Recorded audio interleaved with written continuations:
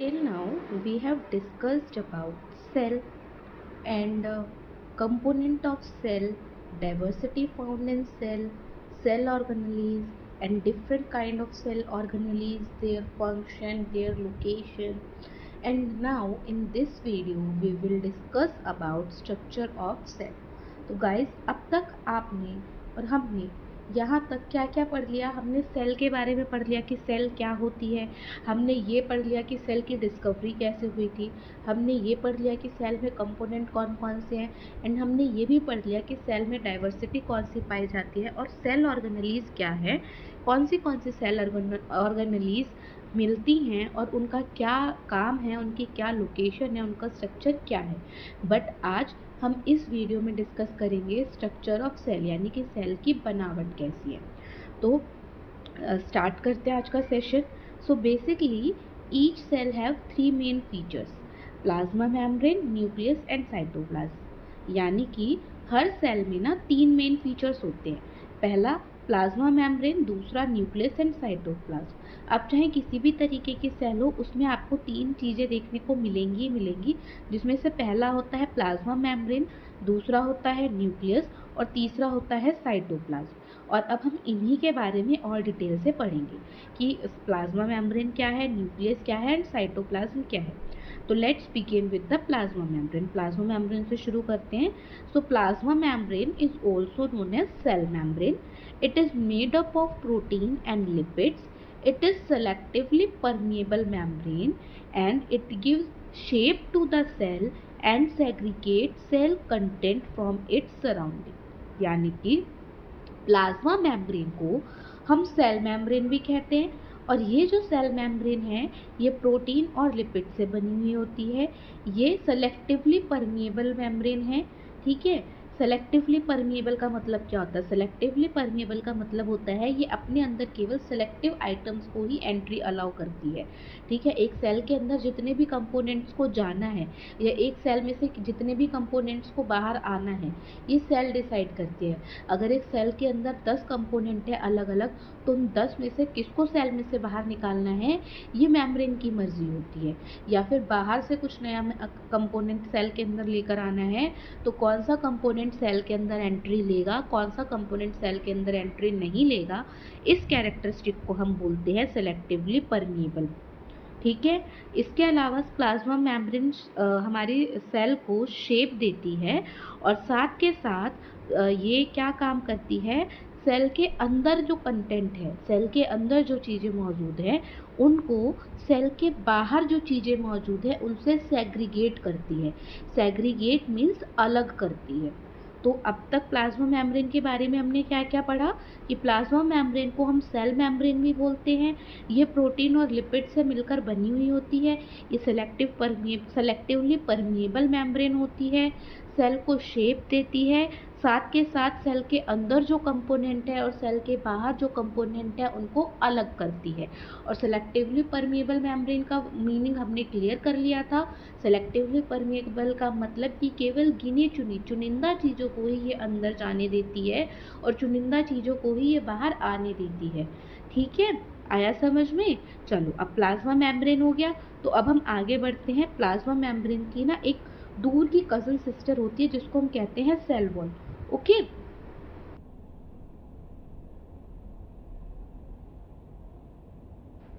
हाँ, तो अब मैंने ये क्यों बोला कि प्लाज्मा मेम्ब्रेन की दूर की कज़न सिस्टर सेल वॉल है? बिकॉज क्योंकि कहीं ना कहीं जो फंक्शन प्लाज्मा मेम्ब्रेन का है वही काम सेल वॉल का भी है। ठीक है, तो पहले हम सेल वॉल के बारे में जान लेते हैं, फिर दोनों में हम कंपैरिजन कर लेंगे। ठीक है, so let's begin with cell wall. Cell wall found only in plants. It is the covering outside the plasma membrane. It is made up of cellulose. It provides structural strength to plant cell. It gives definite shape to cell. It protects cell from pathogens and mechanical injuries. Which means कि इसका क्या मतलब हुआ कि जो cell wall होती है वो सिर्फ और सिर्फ प्लांट्स में पाई जाती हैं। ठीक है, नॉट इन एनिमल्स। केवल और केवल किस में मिलेंगी? प्लांट्स में मिलेंगी, एनिमल्स में नहीं मिलेंगी। दूसरी बात कि जो सेल वॉल होती है वो प्लाज्मा मेम्ब्रेन की बाहर की कवरिंग होती है, किसमें? प्लांट के अंदर। तो अगर प्लांट की कोई सेल है, अगर हम एनिमल की सेल की बात करें तो उसमें जो सबसे बाहर की कवरिंग होगी वो होगी plasma membrane. But cell wall के अंदर जो सबसे आउटर कवरिंग होगी प्लांट के अंदर जो सबसे आउटर कवरिंग होगी सेल की, वो होगी सेल वॉल। तो पहले सेल वॉल आएगा, फिर सेल वॉल के अंदर प्लाज्मा मेम्ब्रेन आएगा। जहाँ प्लाज्मा मेम्ब्रेन प्रोटीन और लिपिड से मिलकर बना होता है, वहीं पर हमारा जो सेल वॉल है वो सेल्यूलोज नाम के एक कंपाउंड से बनता है। ठीक है। दूसरी बात, जैसे हमारा प्लाज्मा मेम्ब्रेन शेप देता है सेल को, ठीक उसी तरीके से हमारा सेल वॉल प्लांट की सेल को स्ट्रक्चरल स्ट्रेंथ देता है। स्ट्रक्चरल स्ट्रेंथ का मतलब क्या होता है कि उसको वो क्षमता देता है, वो एबिलिटी देता है, वो पावर देता है जिससे कि वो अपने स्ट्रक्चर को मेंटेन कर सके और साथ के साथ उसको शेप देने में हेल्प करता है। इसके अलावा सेल वॉल का एक मेन फंक्शन होता है, ये प्लांट को पैथोजेंस मीन्स कि जो आउटर बैक्टीरियाज वगैरह है उनसे क्या करता है? प्रोटेक्ट करता है। किसी भी फॉरेन पार्टिकल्स मीन्स बाहर के किसी भी पार्टिकल को सेल के अंदर एंट्री नहीं लेने देता है। और साथ के साथ प्लांट को मैकेनिकल इंजरीज से बचाता है ताकि प्लांट को इंजरी ना हो सके। तो सेल वॉल के बारे में हमने अभी तक क्या क्या पढ़ा कि सेल वॉल प्लांट्स में पाया जाता है। सेल वॉल प्लांट्स के अंदर की सेल की सबसे आउटर कवरिंग होती है। जैसे एनिमल सेल में सबसे पहले प्लाज्मा मेम्ब्रेन आता है, वैसे ही प्लांट सेल के अंदर पहले सेल वॉल आती है, फिर प्लाज्मा मेम्ब्रेन आता है। सेल वॉल आपका सेलुलोज से मिलकर बना है और ये प्लांट को स्ट्रक्चरल स्ट्रेंथ देता है, साथ के साथ डेफिनेट शेप देता है और साथ के साथ प्लांट को पैथोजेंस और मैकेनिकल इंजरी से प्रोटेक्ट करता है। तो यहाँ तक क्लियर हुआ प्लाज्मा मेम्ब्रेन क्या है और सेल वॉल क्या है। ठीक है, चलो आगे बढ़ते हैं अब नेक्स्ट टॉपिक पे। तो हमने वीडियो की स्टार्टिंग में बात करी थी कि हर सेल में 3 फीचर्स होते हैं, जिसमें से पहला था प्लाज्मा मेम्ब्रेन, दूसरा था न्यूक्लियस, तीसरा था साइटोप्लाज्म। तो अब जब हम प्लाज्मा मेम्ब्रेन को कवर कर चुके हैं तो अब आ जाते हैं हम नेक्स्ट टॉपिक पे विच इज़ न्यूक्लियस। तो अब हम न्यूक्लियस की बात कर लेते हैं।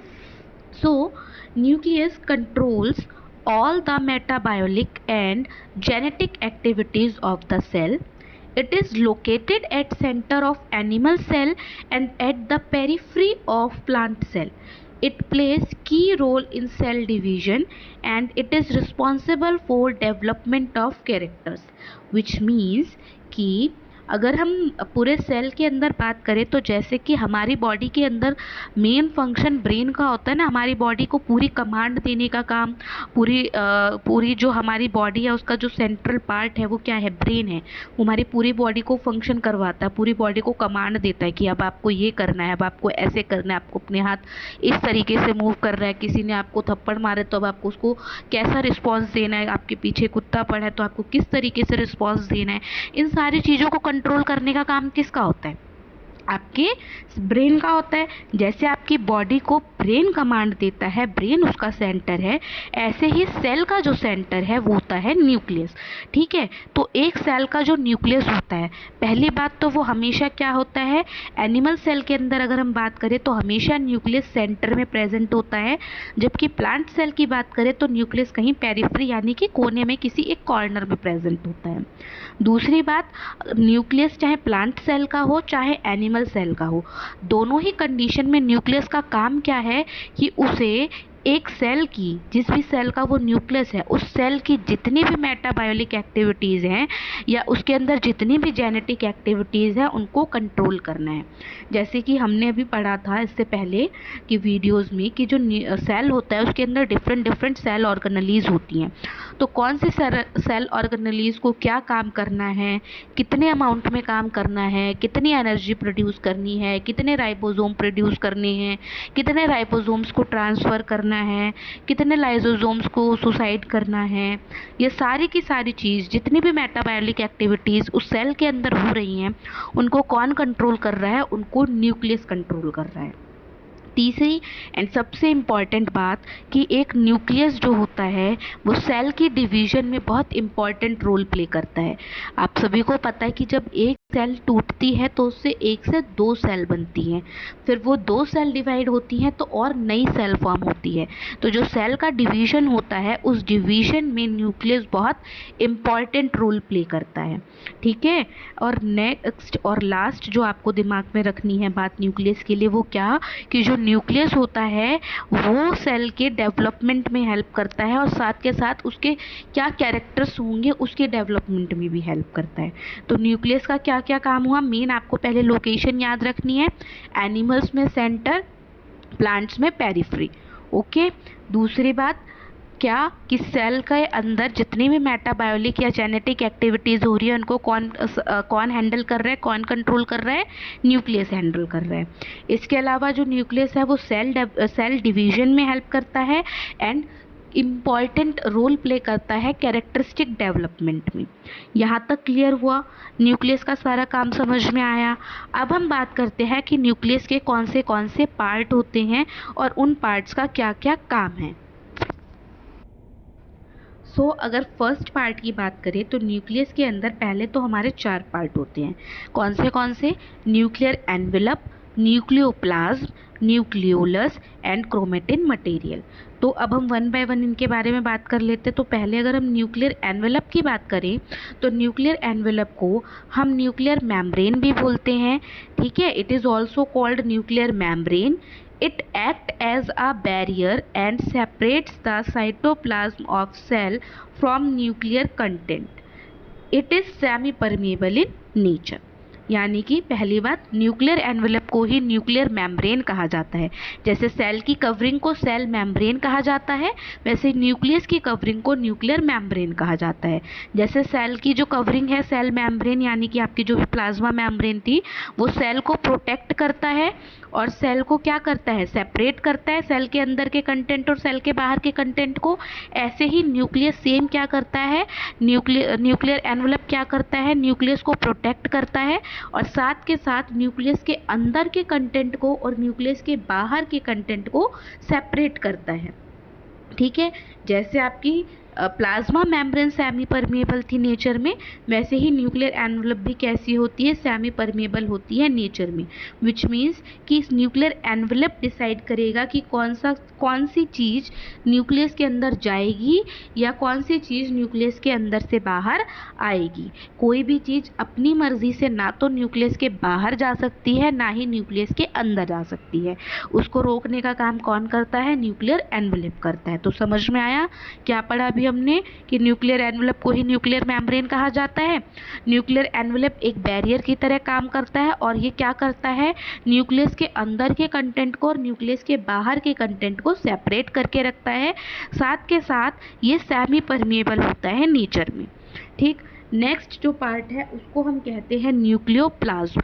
तो न्यूक्लियोप्लाज्म की अगर हम बात करें तो it is a liquid matrix, ठीक है, which contains nucleolus and chromatin material। यानी कि न्यूक्लियोप्लाज्म की बात करें अगर हम, तो न्यूक्लियस के अंदर पहले आउटर कवरिंग हो गई न्यूक्लियर एनवेलप की, फिर उसके अंदर एक लिक्विड फिल होता है। इस लिक्विड के अंदर छोटे छोटे न्यूक्लियोलस और क्रोमेटिन मटेरियल प्रेजेंट होते हैं। इसका और कोई काम नहीं है, बस एक ये लिक्विड पार्ट होता है न्यूक्लियस के अंदर जिसके अंदर न्यूक्लियोलस और क्रोमेटिन मटेरियल प्रेजेंट होते हैं। अब बात कर लेते हैं न्यूक्लियोलस की। तो न्यूक्लियोलस क्या होते हैं? Nucleolus are small spherical body which is rich in protein and RNA। It is site of ribosome synthesis which further helps in protein synthesis। यानी कि जो न्यूक्लियस होता है उसके अंदर छोटी छोटी सी बॉडीज प्रेजेंट होती हैं स्फेरिकल शेप की, जिनको हम क्या बोलते हैं, न्यूक्लियोलस बोलते हैं। और इन न्यूक्लियोलस के अंदर हमारे पास भारी अमाउंट में प्रोटीन और RNA दोनों के दोनों क्या होते हैं, प्रेजेंट होते हैं। और यहाँ पर क्या होता है, आपके राइबोसोम बनते हैं, जो कि आगे चल के फिर से किस में हेल्प करते हैं, प्रोटीन के सिंथेसिस में, यानी प्रोटीन के बनने में क्या करते हैं, हेल्प करते हैं। तो न्यूक्लियोलस का काम समझ में आया। न्यूक्लियोलस दिखने में छोटे छोटे होते हैं, गोल गोल से होते हैं शेप में, ठीक है। इनके अंदर प्रोटीन और आरएनए प्रेजेंट होता है, साथ के साथ यहाँ पर आरएनए बनते हैं, और यही आरएनए फिर आगे दोबारा किस में हेल्प करते हैं, प्रोटीन के फॉर्मेशन में हेल्प करते हैं। Last part which is chromatin material. Chromatin material is thin thread like intertwined mass of filament. It composed of DNA and protein which carries all the genetic information. यानी कि nucleolus के अंदर आपके पतले पतले धागे जैसे स्ट्रक्चर प्रेजेंट होते हैं, जो धागे आपस में क्या होते हैं, उलझे हुए होते हैं। इन धागों को ही हम कहते हैं क्रोमेटिन फाइबर। और ये जो क्रोमेटिन फाइबर होते हैं, इनके अंदर आपके डीएनए और प्रोटीन प्रेजेंट होते हैं, और एक पूरी की पूरी सेल की जो जेनेटिक इंफॉर्मेशन होती है वो सेल के न्यूक्लियस के अंदर क्रोमेटिन फाइबर में प्रेजेंट होती है, क्रोमेटिन मटेरियल में प्रेजेंट होती है। ठीक है, समझ में आया। दोबारा बात कर लेते हैं। इमेजिन कीजिए, सोचिए कि एक सर्कल है, ठीक है। इस सर्कल को आप मान लीजिए कि ये आपका न्यूक्लियस है। तो सर्कल की जो आउटर कवरिंग है, आपने एक सर्कल ड्रॉ किया है, तो जो भी आपने मान लीजिए ब्लैक कलर से आपने सर्कल ड्रॉ किया, तो ये जो ब्लैक कलर आपने आउटलाइन बनाई, ये है आपकी न्यूक्लियर एनवेलप। ये ब्लैक कलर डिसाइड करेगा कि इस सर्कल के अंदर कौन सी चीज़ आएगी और कौन सी चीज़ जाएगी।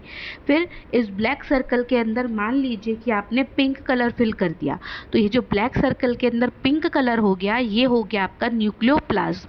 और न्यूक्लियोप्लाज्म के अंदर आपके क्या प्रेजेंट होते हैं, न्यूक्लियोलस और क्रोमेटिन फाइबर, क्रोमेटिन मटेरियल। ठीक है, अब इमेजिन कीजिए कि जो ब्लैक आउटलाइन वाला सर्कल जिसमें हमने पिंक कलर ऑलरेडी कर दिया है, इसमें स्मॉल स्काई ब्लू कलर के छोटे छोटे से बॉल प्रेजेंट हैं। ठीक है, ये छोटे छोटे बॉल आपके क्या कहलाएंगे, न्यूक्लियोलस कहलाएंगे। और न्यूक्लियोलस के अंदर क्या प्रेजेंट होते हैं, प्रोटीन और आपके आरएनए। और इन्हीं न्यूक्लियोलस के अंदर आपके राइबोसोम्स बनते हैं, और यही राइबोसोम अगेन फिर किस में हेल्प करते हैं, प्रोटीन की सिंथेसिस में हेल्प करते हैं। अब आप इमेजिन कर लीजिए कि जहाँ आपने ये सब बनाया था, यहीं पर आपके वाइट कलर के पतले पतले से धागे जो है आपस में उलझे हुए धागों के गुच्छे वहाँ पर प्रेजेंट हैं। तो ये जो धागों के गुच्छे हैं, इन गुच्छों को ही हम क्या कहेंगे, क्रोमेटिन मटेरियल कहेंगे। और इन क्रोमेटिन मटेरियल के अंदर क्या प्रेजेंट है, इन्हीं क्रोमेटिन मटेरियल के अंदर आपका डीएनए और आपकी जितने भी जेनेटिक इंफॉर्मेशन सेल की होती है, वो सारी की सारी उसके अंदर प्रेजेंट है। क्लियर, समझ में आया यहाँ तक?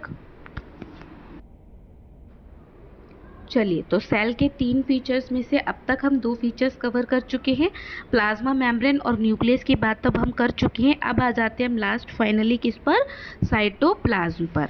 So what is cytoplasm? Cytoplasm is a fluid content of the cell which occur between plasma membrane and nuclear membrane. It contains many specialized cell organelles. It also consists of water, various organic and inorganic substance. It gives cell its shape and also helps materials to move around the cell. यानी कि cytoplasm की अगर हम बात करें, तो cytoplasm cell के अंदर का लिक्विड कंटेंट होता है, जो कि सेल मेम्ब्रेन और न्यूक्लियर मेम्ब्रेन के बीच में प्रेजेंट होता है। और इसी साइटोप्लाज्म के अंदर आपकी बहुत सारी सेल ऑर्गेनेलीज प्रेजेंट होती हैं, जिनके बारे में हम ऑलरेडी डिस्कस कर चुके हैं। कौन सी सेल ऑर्गेनेलीज हमने पढ़ी थी, हमने गोल्गी बॉडीज पढ़ी थी, आपके राइबोसोम्स के बारे में पढ़ा था, लाइसोसोम्स के बारे में पढ़ा था, एंडोप्लाज्मिक रेटिकुलम के बारे में पढ़ा था, माइटोकॉन्ड्रिया के बारे में पढ़ा था। ठीक है, तो इन सारी ऑर्गेनेलीज, ये जितनी भी ऑर्गेनेलीज हमने पढ़ी थी, ये सब की सब कहाँ प्रेजेंट होती हैं, साइटोप्लाज्म में प्रेजेंट होती है। इस साइटोप्लाज्म में सेल ऑर्गेनेलीज के साथ साथ वाटर भी प्रेजेंट होता है, और ऑर्गेनिक और इनऑर्गेनिक सब्सटेंस भी प्रेजेंट होते हैं। ठीक है, साइटोप्लाज्म भी सेल को हेल्प देने में हेल्प करती है, और सेल के अंदर मटेरियल की मूवमेंट में हेल्प करती हैं। ठीक, इतनी बात समझ में आई? क्या क्या पढ़ा हमने, क्या क्या समझा कि साइटोप्लाज्म जो होता है सेल के अंदर का लिक्विड पोर्शन होता है, लिक्विड कंटेंट होता है। साइटोप्लाज्म कहाँ से कहाँ प्रेजेंट होता है, साइटोप्लाज्म प्लाज्मा मेम्ब्रेन और न्यूक्लियर मेम्ब्रेन के बीच में प्रेजेंट होता है। ठीक है, इसके अलावा साइटोप्लाज्म के अंदर आपकी सेल ऑर्गेनेलीज प्रेजेंट होती हैं, साथ के साथ वाटर प्रेजेंट होता है, ऑर्गेनिक और इनऑर्गेनिक सब्सटेंस प्रेजेंट होते हैं, ये सेल को शेप देती है और साथ के साथ सेल के अंदर के जो मटेरियल्स होते हैं उनकी मूवमेंट में हेल्प करती है कि वो मटेरियल कहाँ मूव करेंगे, कैसे मूव करेंगे, उस मूवमेंट में कौन हेल्प करता है, साइटोप्लाज्म हेल्प करता है। अब तक हमने तीनों के बारे में पढ़ा, प्लाज्मा मेम्ब्रेन के बारे में, न्यूक्लियस के बारे में और साइटोप्लाज्म के बारे में। ठीक है, अभी हम आगे डायग्राम के थ्रू इन सबको समझने की कोशिश करेंगे, बट एक बार मैं दोबारा रिकॉल करा देती। तो प्लाज्मा मेम्ब्रेन जो है उसको सेल मेम्ब्रेन कहा जाता है। कंफ्यूज होने की ज़रूरत नहीं है कि दोनों क्या अलग अलग चीज़ें, सेल मेम्ब्रेन और प्लाज्मा मेम्ब्रेन एक ही चीज़ है बट सेल वॉल डिफरेंट है। ठीक है, तो सेल मेम्ब्रेन का काम क्या होता है, सेल को शेप देना। ये किससे बनी हुई होती है, लिपिड और प्रोटीन से बनी हुई होती है। साथ के साथ ये सेमी परमिएबल होती है नेचर में, अपने आप से अपने हिसाब से चीज़ों को अंदर और इन और आउट होने देती है सेल के अंदर से। दूसरा हमने पढ़ा न्यूक्लियस के बारे में। तो सेल का जो कंट्रोल होता है वो किसके हाथ में होता है, न्यूक्लियस के हाथ में। सेल के अंदर जितनी भी मेटाबॉलिक और जेनेटिक एक्टिविटीज हो रही है उनको कौन कंट्रोल करता है, न्यूक्लियस कंट्रोल करता है। एनिमल सेल में ये सेंटर में प्रेजेंट होता है, प्लांट सेल में पेरिफेरी में प्रेजेंट होता है और सेल डिवीजन में हेल्प करता है। न्यूक्लियस के 4 पार्ट थे, न्यूक्लियर एनवेलप, न्यूक्लियोप्लाज्म, न्यूक्लियोलस और क्रोमेटिन मटेरियल। लास्ट हमने पढ़ा साइटोप्लाज्म के बारे में। तो सेल के अंदर का जो लिक्विड पार्ट होता है उसको साइटोप्लाज्म बोलते हैं। इस लिक्विड पार्ट के अंदर आपकी cell organelles, water, organic substance और इनऑर्गेनिक सब्सटेंस प्रेजेंट होते हैं। और ये सेल के अंदर कहाँ से कहाँ मिलता है, ये सेल के अंदर प्लाज्मा मेम्ब्रेन और न्यूक्लियर मेम्ब्रेन के बीच में मिलता है। और किस में हेल्प करता है, सेल के अंदर के मटेरियल की मूवमेंट में हेल्प करता है। Clear, got it? तो चलो अब डायग्राम के थ्रू डिस्कस कर लेते हैं। ठीक है, अभी तक हमने जो भी पढ़ा तो देखो आपके सामने एक डायग्राम है। ठीक है, अब जैसे जैसे मैं बोलती जाऊँ आप देखते जाइए। ये पूरा का पूरा आपका ओवरऑल स्ट्रक्चर ऑफ सेल है। ठीक है, आपकी एक सेल कुछ इस तरीके से होती है। तो फर्स्ट ऑफ ऑल आप इस ब्लू वाले बड़े सर्कल पे ध्यान दीजिए। ठीक है, तो ये जो आपका ब्लू कलर का बड़ा सा सर्कल है ये आपकी क्या है, प्लाज्मा मेम्ब्रेन, जिसको हम क्या बोलते हैं, सेल मेम्ब्रेन। ठीक है, यही क्या करता है, सेल को शेप देता है और सेल को बचाता है आउटर किसी भी फॉरेन पार्टिकल से। साथ के साथ ये सेमी परमेबल होता है नेचर में, ये हर चीज़ को अंदर एंट्री अलाउड नहीं करता। प्लाज्मा मेम्ब्रेन के बाद आपको यहाँ पर बीच में व्हाइट से कलर का स्पेस दिखाई दे रहा होगा। ठीक है, जिसमें बहुत सारी अलग अलग डिफरेंट शेप्स बनी हुई है। ये जो व्हाइट कलर का स्पेस आपको दिखाई दे रहा है इसको हम बोलते हैं साइटोप्लाज्म। ओके, यही आपका वो लिक्विड वाला पोर्शन होता है जिसके अंदर सेल ऑर्गेनेलीज प्रेजेंट होती है। और इसमें देखिए ध्यान से आपको कौन सी सेल ऑर्गेनेलीज नजर आ रही है। तो प्लाज्मा मेम्ब्रेन के जस्ट ऊपर देखिए mitochondria, Golgi apparatus, lysosome, endoplasmic reticulum, ribosomes, vacuoles, ये सारी की सारी आपकी क्या है, सेल ऑर्गेनेलीज है जो किसमें प्रेजेंट है, आपके साइटोप्लाज्म में प्रेजेंट है। ओके, इन सेल ऑर्गेनेलीज के साथ साथ इस साइटोप्लाज्म में वाटर भी प्रेजेंट होता है और कुछ ऑर्गेनिक और इनऑर्गेनिक सब्सटेंस भी प्रेजेंट होते हैं। अब इसके बाद ध्यान से देखिए कि इस बड़े सर्कल के अंदर एक छोटा सा सर्कल है, ये आपका क्या है, न्यूक्लियस। क्योंकि ये मैंने एनिमल सेल का डायग्राम ड्रॉ किया है इसलिए यहाँ पर ये जो न्यूक्लियस है वो कहाँ है, सेल के सेंटर में प्रेजेंट है। अब इस न्यूक्लियस के आप देख सकते हैं ये जो न्यूक्लियस के जो सर्कल है जो पर्पल कलर का आपको नजर आ रहा है इसको हम बोलते हैं न्यूक्लियर एनवेलप या फिर न्यूक्लियर मेम्ब्रेन। इसका काम न्यूक्लियस को प्रोटेक्ट करने का होता है। ठीक है, इसके अंदर आप देखिए न्यूक्लियस के अंदर आपको रेड रेड कलर के डॉट्स दिखाई दे रहे होंगे, इनको कहा जाता है न्यूक्लियोलस। ठीक है, जो कि प्रोटीन और आरएनए में रिच होते हैं और इनका काम दोबारा से क्या होता है, प्रोटीन के सिंथेसिस का ही होता है, राइबोसोम सिंथेसिस का ही होता है। और अब ध्यान से देखिए इसके अंदर आपको पतले पतले धागे से दिख रहे हैं जो कि आपस में उलझे हुए हैं, इन्हीं को हम बोलते हैं क्रोमेटिन मटेरियल। और इन धागों के अंदर होती है हमारी जितनी भी जेनेटिक इंफॉर्मेशन होती है वो स्टोर होती है।